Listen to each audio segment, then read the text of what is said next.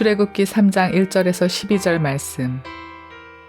모세가 그의 장인 미디안 제사장 이드로의 양떼를 치더니 그 떼를 광야 서쪽으로 인도하여 하나님의 산 호렙에 이르매 여호와의 사자가 떨기나무 가운데로부터 나오는 불꽃 안에서 그에게 나타나시니라. 그가 보니 떨기나무에 불이 붙었으나 그 떨기나무가 사라지지 아니하는지라.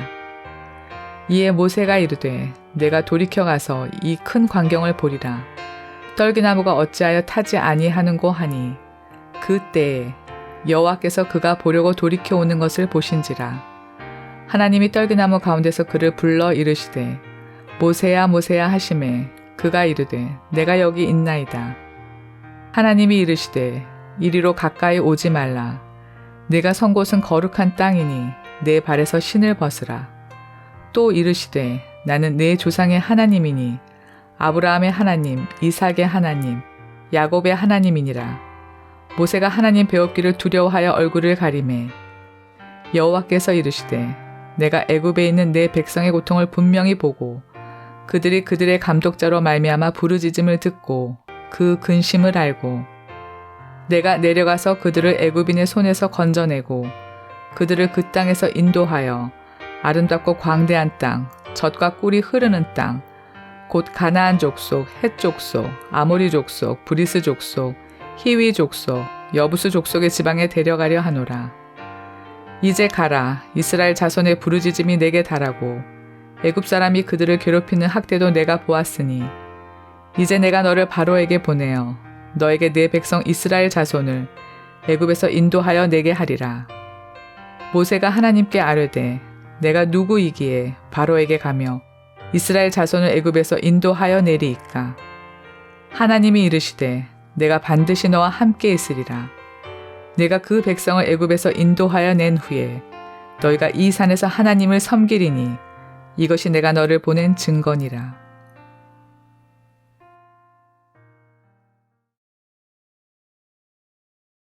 모세가 하나님으로부터 하나님의 일을 처음으로 부탁을 받는 장면입니다.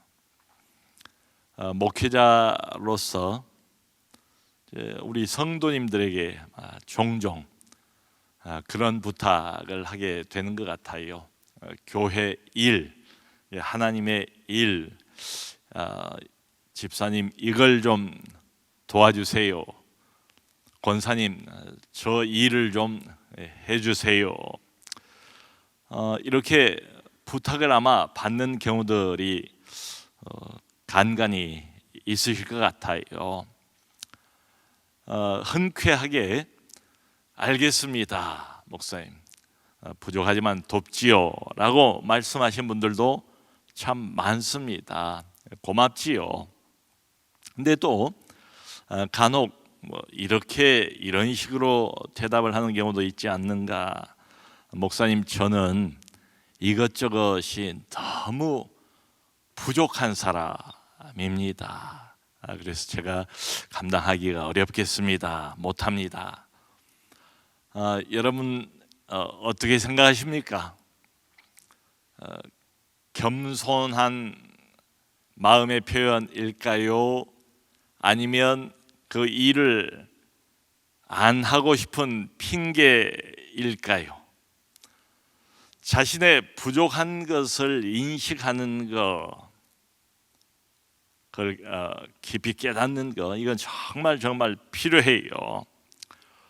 그런데 입장을 바꿔놓고 하나님 입장에서 한번 생각을 해보지요. 하나님이 이 사람을 훈련시켰어요. 하나님이 이 사람을 여기까지 인도해 주셨어요. 필요한 은혜도 이것저것을 주었습니다. 일을 할 만큼 하나님께서 이끌어 주신 거예요. 그리고 지금 하나님이 이제 네가 필요하다, 하나님이 필요해서 어떤 부탁을 하는데 그걸 거절하는 것, 이건 겸손이라고 하기보다는 불순종이 아닐까. 그러니까 부족한 것을 말하자면 빙자해서 자신의 어떤 편리함이나 안일함, 그것만을 추구할 수도 있다. 우리는 뭐 아직도 죄성이 남아있는 인간들이니까 말이죠. 자, 그런데요, 그건 말고 우리가 하나님의 일에 대한 어떤 부탁을 받았을 때에 참 진심으로 변명이 아니고 이런 경우도 적지가 않아요. 너무 두려워요. 그 일을 맡기가. 소위 하나님의 일 아닙니까? 이게 뭐 회사 일도 아니고 내 비즈니스도 아니고 이건 내 일도 아니고 보통 일이 아니에요. 하나님의 일, 거룩한 일, 자신이 없어요. 이 일을 잘 해낼. 그래서 머뭇거리는 경우도 상당히 많다고 생각을 합니다.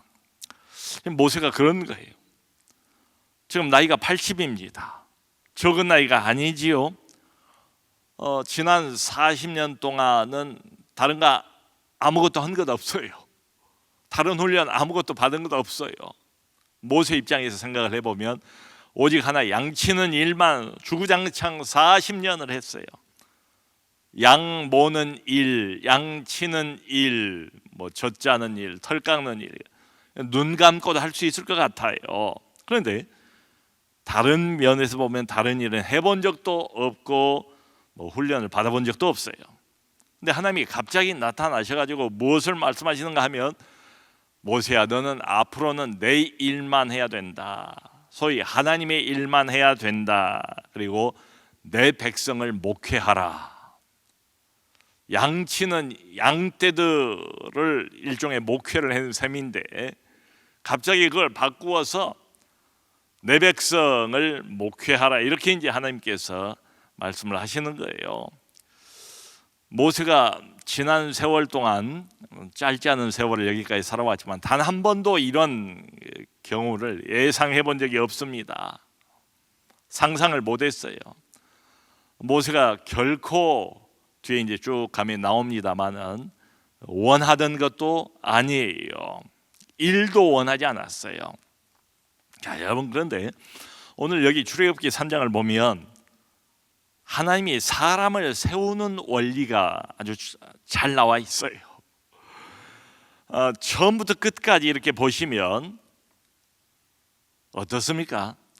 사람을 세우는 일, 사람을 부르고 그 사람에게 소명을 주고 그 사람을 보내는 이 모든 일은 하나님이 처음부터 끝까지 일방적으로 주도를 하세요. 그러니까 하나님이 오늘도 보면 모세에게 먼저 나타나시잖아요. 눈 씻고 찾아봐도 모세가 하나님을 먼저 찾았다. 모세가 과거에 이스라엘 백성들을 구원하고자 한번 크게 일어섰다가 실패를 했지만 그 꿈을 아직도 잊어버리지 않고 있었다. 뭐 이런 등등의 암시가 아무것도 없어요. 모세에게 그냥 이제 호호백발 할아버지가 되어서 날마다 양을 치는 평범한 한 노인이지요. 양치는 나이든 노인, 누가 알아주는 사람도 없어요. 모세 이름을 애굽 왕궁에서 잊어버린 지가 40년입니다. 누가 찾겠어요? 근데 하나님이 느닷없이 모세에게 먼저 나타나십니다. 이 먼저가 중요해요. 그리고 하나님이 부르십니다. 먼저.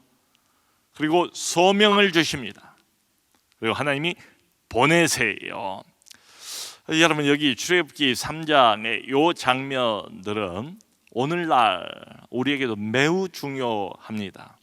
왜냐하면 하나님께서 하나님의 이 일을 어떤 사람에게 맡기시는데 거기에 대한 아주 중요한 원리가 여기 다 나와 있어요. 한마디로 하나님이, 우린 주권이다라는 말을 쓰잖아요. 하나님의 주권. 하나님의 일을 하는 데 있어서는 하나님이 주권적으로 사람을 선택하시고 사람을 세우세요. 우리가 볼 때는 아닌 것 같아요. 저도 지금까지 목회를 하면서 신학교를 가겠다고 이제 말씀을 하시는 이제 이런 분들 몇 번을 말린 기억이 나요.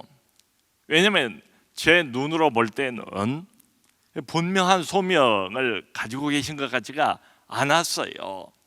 그래서 차라리 그냥 그 자리에 머물러서 집사님으로서 수고하고 애쓰고 지금처럼 열심히 봉사하시는 게 훨씬 더 덕이 되겠다.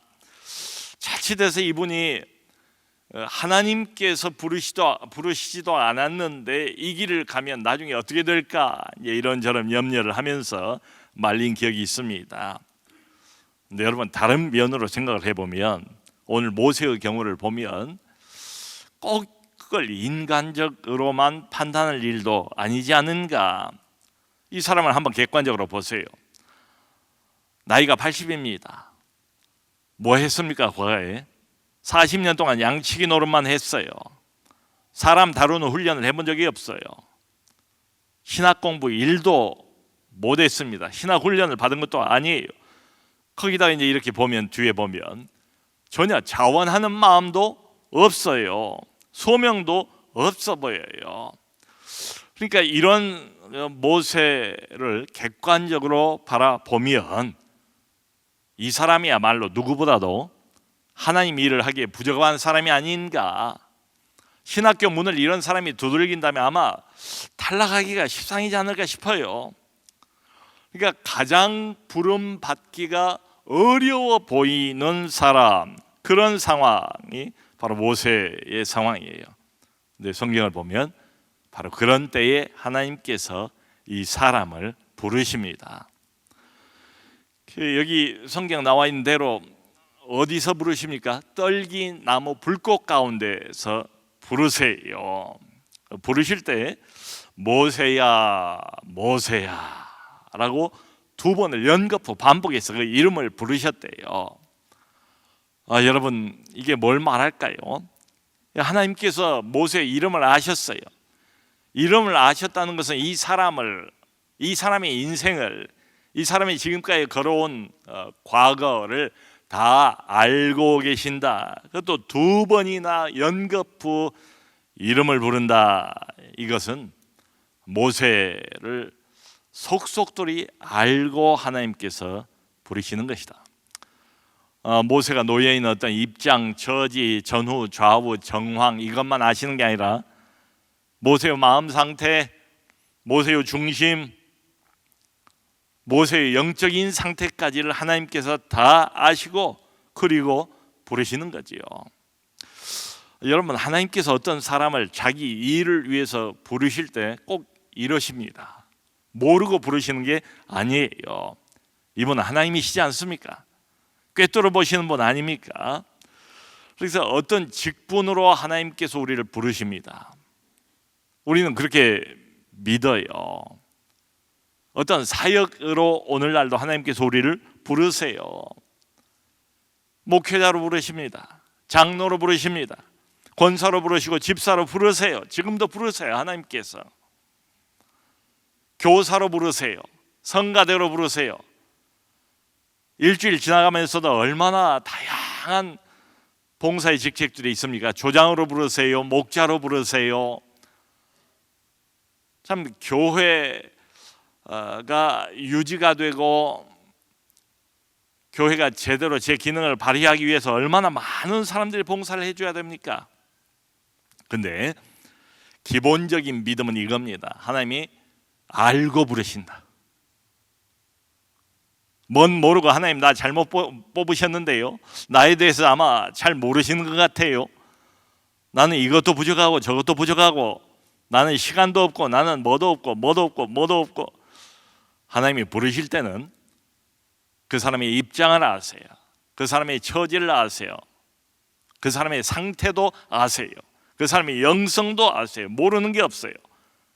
다 그걸 알고 모세야 모세야 부르는 것처럼 아마 우리도 두 번 이름을 연거푸 반복해서 부를지 모르겠어요. 삭개오야, 삭개오를 알아봤잖아요. 예수님께서 삭개오의 현재 상태가 어떤가를 주님이 알고 삭개오를 부르시지 모르는 상태에서 어디 한번 알아보자 앞으로, 그런 차원에서 부르는 게 아니지요. 자, 그러므로 여러분, 교회를 통해서 하나님께서 어떤 직분으로 부르실 때, 어떤 사역으로 부르실 때 무조건 대놓고 거절할 일은 아니다. 왜요? 이유는 하나님이 알고 부르시니까, 당신이 필요해서 부르시니까. 생각해야죠. 신중하게 기도해 볼 필요가 있습니다. 여러분, 하나님이 부르셨다. 사람이 부르는 게 아니고요, 어떤 목사가 부른 게 아니고요, 궁극적으로는 하나님 자신이, 전능하신 그분이, 우리가 섬기는 그분이, 나를 구원하신 그분이, 내 주인 되시는 그분이 나는 네가 필요해, 그래서 부르신대요. 참 이 말은 참 많은 것을 함축하고 있습니다. 여러분, 하나님이 부르셨대요. 이분은 하나님이세요. 이분은 사람이 아니에요. 이분은 거룩한 분이에요. 그러니까 당장에 모세 보고 하는 말이 첫 마디가 뭡니까? 모세야, 네 발에서 신을 벗으라. 5절에 신을 벗는 건 당시에 노예들이나 신을 벗고 다녔습니다. 맨발로. 자신의 지극히 낮고 천한 것을 표현하는 방식이지요. 여러분, 우리는 이 거룩하신 하나님 앞에서 온갖 허물과 죄로 가득한 죄인일 뿐입니다. 감히 인간 그 누구도 이 거룩하신 전능자 하나님 앞에 마주 설 수 있는 사람은 없어요. 신을 벗어야 돼요. 차원이 달라요. 인간이 아니세요. 지극한 경외감을 가지고 조심스럽게 이분에게 접근을 할 필요가 있는 거지요. 거기서 그치지 않습니다. 여기 이제 다음 6절을 보면 나는 아브라함의 하나님, 이삭의 하나님, 야곱의 하나님이라고 자신을 소개를 하세요. 이게 무슨 뜻이겠습니까? 하나님은 죽은 자의 하나님이 아니지 않습니까? 산 자의 하나님 아니겠습니까? 그러므로 모세를 지금 부르는 이 부르심이 어느 날 갑자기 하나님이 불쑥 생각이 나서 지금 부르는 게 아니에요. 아주 오래 전에, 모세가 태어나기 또 훨씬 전에 하나님께서 아브라함과 이삭과 야곱에게 약속해 주셨던 그 약속을 기억하시고 그걸 잊지 않으셨어요. 몇백 년 동안 잊어버리고 계셨다가 지금 이 순간 기억하는 게 아니고 계속 기억하고 계셨고, 그 약속을 이루기 위해서 계속 이분은 일해 오셨어요. 이분은 영원하신 분이에요. 그 영원이라는 차원에서 지금 모세를 부르는 겁니다. 약속을 지키고자 말이죠. 그러니까 이렇게 보면 하나님께서 부르기는 지금 부르시지만 사실은 어떻습니까? 이미 아주 오래전부터 이 일을 계획하고 계셨다. 모세의 출생, 모세의 성장 과정, 그리고 이 특별한 사람 앞으로 이스라엘 백성들을 책임지고 앞장서서 애굽을 빠져나가게 하고 가나안 젖과 꿀이 흐르는 그 땅까지 끌고 가야 할 영적인 리더인 이 사람의 모든 성장 과정, 성장의 환경, 그리고 교육 환경, 이 모든 것을 하나님께서 다 주관하셨다. 모두 개입하셨다. 부르긴 지금 부르지만 말이죠. 그런 이야기입니다. 그리고는 그 다음에 7절을 보면 이런 말씀을 하시잖아요. 모세야, 내가 내 백성의 고통을 분명히 보고 그 부르짖음을 내가 들었고, 그리고 그들의 근심과 걱정을 내가 아노라. 하나님이 보셨대요. 하나님이 들으셨대요. 하나님이 이 백성의 상태가 어떤가를 충분히 잘 알고 있대요. 그러니까 여러분, 하나님께서 지금 모세를 부르신 이 장면에서 하시는 말씀을 보면 하나님은 모르는 게 없는 거예요. 자기 백성에 관한 한, 모세에 관해서 모든 걸 다 알고 지금 부르시는 겁니다. 뿐만 아니라 고통당하고 있는 자기 백성들의 상황, 입장, 처지, 마음속의 괴로움, 이런 것까지도 다 알고 하나님이 부르세요. 리더가 될 한 개인의 상황도 아시고, 지금 매우 어려운 상황 속에 있는 구약의 교회 공동체의 상황도 주님께서 아시고 부르세요. 모르시는 게 아니에요. 그동안 침묵해 오신 것처럼 보입니다. 근데 하나님의 때가 되자 지체하지 않으세요. 하나님의 때가 있습니다. 아무 때나 부르시지 않아요. 하나님의 때, 정하신 때가 있어요. 아무 때나 구원 액션을 취하지 않으세요. 가장 적합한 때, 그때 하나님이 모세를 부르세요. 그리고 보내세요. 여기 9절 10절을 보면 이렇게 말씀을 하세요. 이제 가라. 이제 가라. 내가 너를 바로에게 보내어 내 백성 이스라엘을 애굽에서 인도하여 내리라 말씀을 하세요. 때가 된 거예요. 이제 가라. 여러분, 어떤 한 사람을 부르시기 전에 하나님이 그 사람을 반드시 훈련시켜야 되지 않겠습니까? 이게 너무 상식적이지 않습니까? 그래서 많은 경우에는 참 몰라요, 이게 훈련인지를. 부름받고 사역을 하면서 나중에 크게 깨닫죠. 아, 그게 하나님의 훈련이었구나. 이 사역으로 나를 써먹기 위해서 하나님께서 그래서 그 훈련을 그렇게 오랫동안 시키셨구나. 나중에 깨닫는 경우가 참 많죠. 그러니까 분명한 것은 이겁니다. 하나님이 거저 부르시지 않는다. 나는 자신감이 없습니다. 하고 싶은 마음도 없습니다. 근데 그 상황을 하나님이 아신다고요. 그리고 훈련을 시킬 만큼 시키신 거예요. 지금 미리 훈련을 시키세요. 부르기 전에. 그리고 때가 되면 부르시고 보내신다. 기억할 것은 나를 위해서 하나님께서 부르시는 게 아니고 하나님의 공동체를 위해서, 교회를 위해서 어떤 사람들을 부르세요. 그리고 이 일을 맡기세요. 그러니까 지금 하나님의 공동체가 보세요. 매우 어려운 상황에 놓여 있지 않습니까? 사는 것보다 죽는 게 더 낫다, 이런 심정일 거예요. 노예 상태로 수백 년을 살았어요. 갑자기 그 노예에 대한 학대가 더 심해졌어요. 살 소망이 별로 없어요. 사방이 어둠입니다. 미래가 안 보여요. 집단적으로 공동체 전체가 이런 상황에 놓여 있습니다. 여러분, 우리를 부를 때도 나를 위해서 무슨 영광 받으라고, 그래서 하나님이 부르시는 건 아니지 않습니까? 하나님의 교회가 어려우니까 그걸 도와달라고, 비어있는 그 구멍을 메워달라고, 허덕이고 있는 자기의 백성들을 돌봐달라고, 약하고 무너져가고 있는 교회의 구덩이라도 막아달라고, 그래서 하나님이 부르시는 것 아니겠어요? 이 하나님이 부르시는 걸 가만히 들여다보면 고생길이 훤해요. 무슨 영광을 누리기 위해서 우리가 이 부름에 응하는 건 아니지 않습니까? 주님이 부르시면 그래요. 어렵지만 힘들지만 네가 필요하다. 하나님의 이름을 위해서, 하나님의 백성 공동체를 위해서 하나님이 부르세요. 지금 모세를 부르시는 것처럼.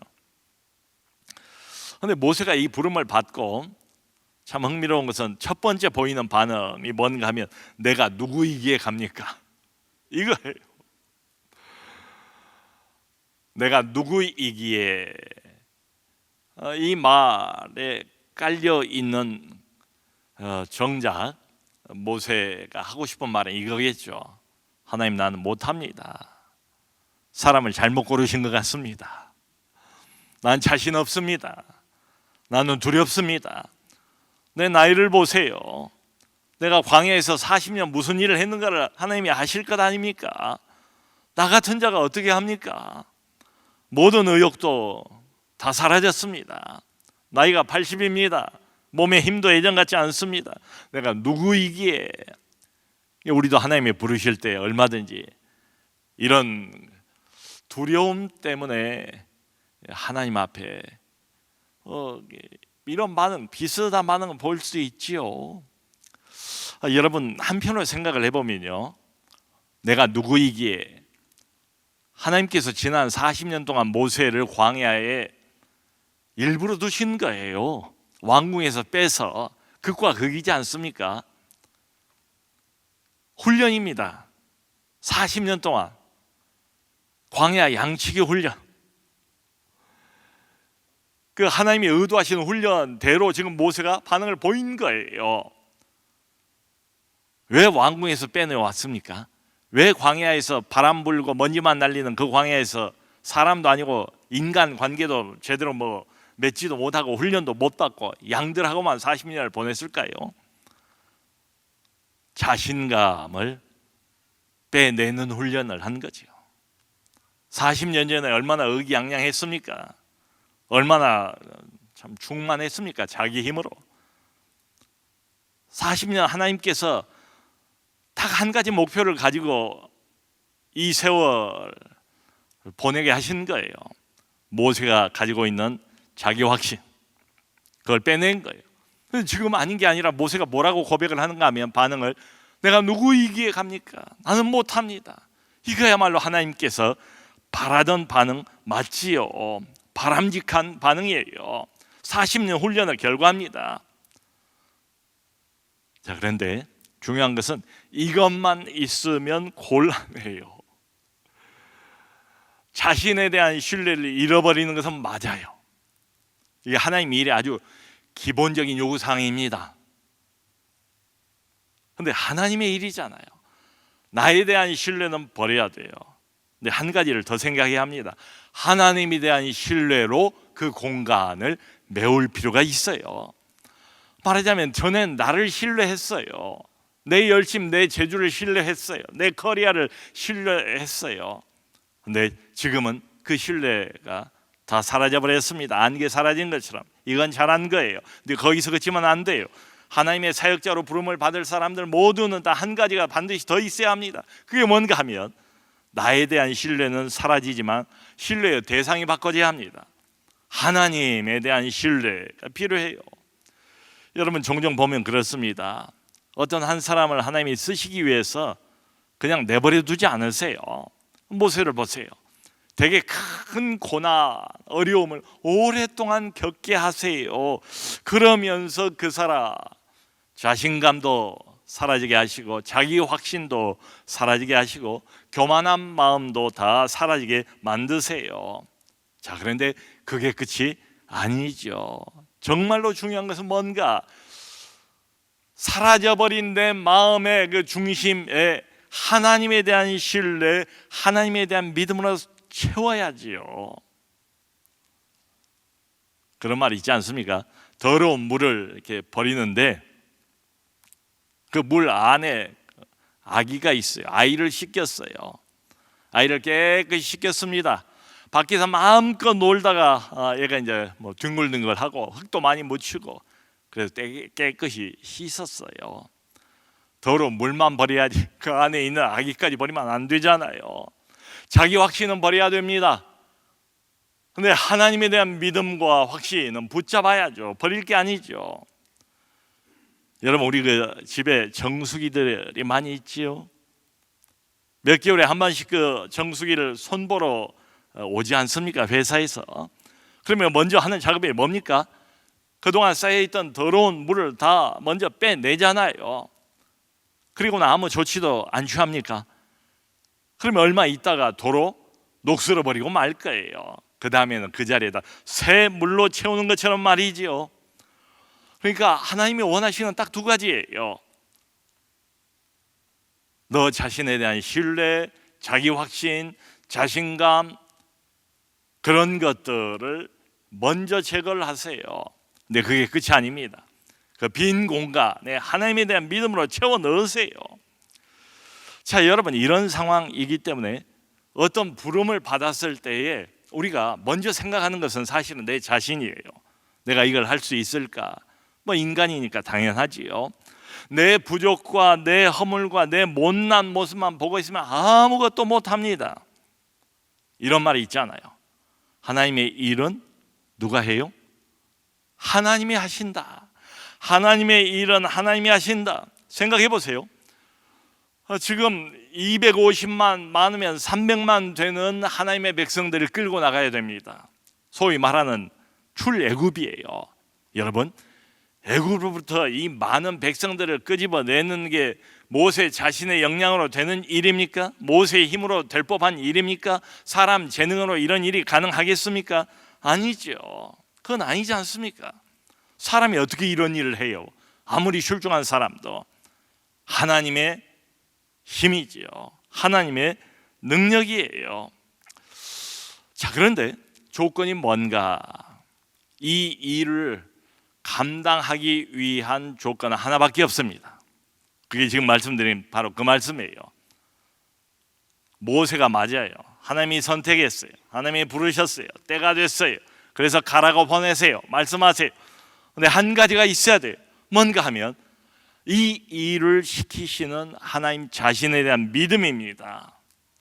여러분, 어떤 소위 하나님의 일을 맡으셔도, 교회 일을 맡으셔도 이 일을 부르신 분이 하나님이신데 그 하나님에 대한 믿음이 없다면 한없이 두려워질 수밖에 없습니다. 성도 여러분, 하나님께서는 우리에게 어떤 일을 맡기시고 우리를 쓰실 때에 우리의 재능을 사용하시는 게 아니에요. 성경을 보면 하나님이 재주가 없고 하나님이 기술이 없어서 일을 못 하시겠습니까? 하나님은 하나님 자신을 향한 우리의 믿음을 보세요. 우리의 순종을 보세요. 그걸 사용하세요. 자, 그러므로 하나님의 일에 있어서 가장 중요한 것은 뭔가 하면 바로 하나님 자신에 대한 믿음입니다. 나를 부르시고 내게 이 일을 맡긴 그분에 대한 끊임없는 신뢰예요. 끊임없는 신뢰. 이게 있어야 돼요. 그러니까 보세요. 하나님의 일을 하면서 계속해서 내 생각, 내 능력, 내 방식 가지고 일을 해요. 근데 내가 전면에 나타나요. 내가 주도를 해요. 이게 바로 40년 전에 모세의 모습 아닙니까? 여러분, 하나님의 일을 하면서도 계속 이런 방식으로 일을 한다면 어렵지 않겠어요? 여기서 무너지고 저기서 상처받고 계속 실패만 하게 될 것 같아요. 하나님의 일, 교회의 일, 선한 일이지만 하다 보면 참 여러 가지 변수가 있습니다. 하나님의 일을 덕스럽게 해야 되지 않습니까? 은혜롭게 해야 되지 않습니까? 그러다 보니까 생각할 게 훨씬 더 많습니다. 고민이 되지요. 종종 이런 고백을 듣습니다. 목사님, 정말 걱정이 많이 됐습니다. 그런데 기도했습니다. 하나님을 바라봤습니다. 그리고 하나님께서 정말 놀랍게 채우시는 것을 경험했습니다. 하나님의 일은 하나님이 하십니다. 나는 도구일 뿐입니다. 하나님이 일하시는데 나를 그냥 수단으로 쓰시는 것 뿐이래요. 여기 오늘 읽은 이 본문 1절에서 12절 사이에 하나님께서는 내가 너를 불렀고 내가 너를 보내고 내가 내 백성의 고통을 알고 교회의 어려움을 내가 알고 내가 이 단어가 무려 8번이나 등장을 해요. 이게 뭘 말합니까? 이 일을 주도하시는 분이 처음부터 끝까지 하나님이시라는 이야기 아닙니까? 그리고는 결정적으로 마지막 아까 우리가 읽었던 12절에 이런 말씀을 하세요. 내가 반드시 너와 함께 있으리라. 하나님, 나는 못 갑니다. 어렵습니다. 하나님께서 이 말씀을 하세요. 모세야, 내가 반드시 너와 함께 있으리라. 하나님이 우리와 함께 하십니다. 그걸 잊어버리면 안 돼요. 여러분, 그러니까 하나님의 일을 하면서도 계속해서 이분을 믿는 믿음이 있어야 돼요. 이분에게 맡겨드리는 요소가 있어야 돼요. 끊임없이 내가 하고 있는 이 일에 하나님을 개입시키는 믿음이 있어야 됩니다. 계속해서 하나님을 바라보고 의지하고 그 믿음을 하나님께서 보시고 일하세요. 안 그러면 어렵습니다.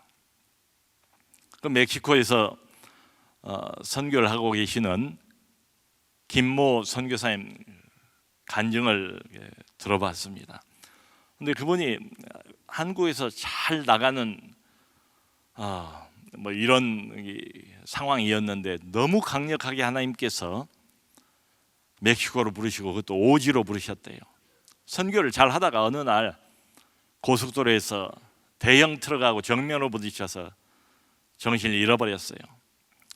뭐 온 몸이 만신창이가 됐답니다. 병원에서는 할 수 있는 걸 다 했고 더 이상 다른 희망은 없다. 살 수 있는 희망은 없다라는 그런 선고를 병원으로부터 들었답니다. 걱정을 하고 있는 그 동안에 자신은 천국을 경험을 했대요. 그래서 이제 천국에 가서 본인이 이렇게 경험을 했던 이야기를 쭉 해요. 근데 참 인상적인 게 자기가 주님 앞에 섰답니다. 책이 놓여 있더래요. 그 책이 자기가 일평생 그때까지 해왔던 일들을 낱낱이 기록하고 있는 그런 책이었대요. 정말 부끄러운 이런 일들, 감추고 싶은 이런 일들이 다 거기 기록이 되어 있더래요. 그래서 숨고 싶을 정도였는데 간간히 주님께서 정말 인정해 주시는 기뻐하시는 대목들이 있더래요. 언제 주님께서 나를 기뻐하시고 인정을 해 주시는가 봤더니 지금 그겁니다. 내가 정말로 진심으로 마음을 담아서 주님만을 의지했을 때, 주님만을 바라보고 주님만을 믿고 주님만을 의지했던 그 순간을 주님께서 그렇게 기뻐하시더래요. 성도 여러분, 하나님의 일은 말로만이 아니라 하나님이 하십니다. 그게 그렇게 될 수 있기 위해서는 우리에게 필요한 것은 믿음입니다. 나를 하나님이 보내셨다. 그리고 이 일을 나를 통해서 하신다는 것을 굳게 믿어야 됩니다. 주님을 바라보시고 어려운 상황에서도 낙심하지 마시고 믿음으로 전진해가는 우리 모두가 될 수 있기를 주님의 이름으로 축원합니다.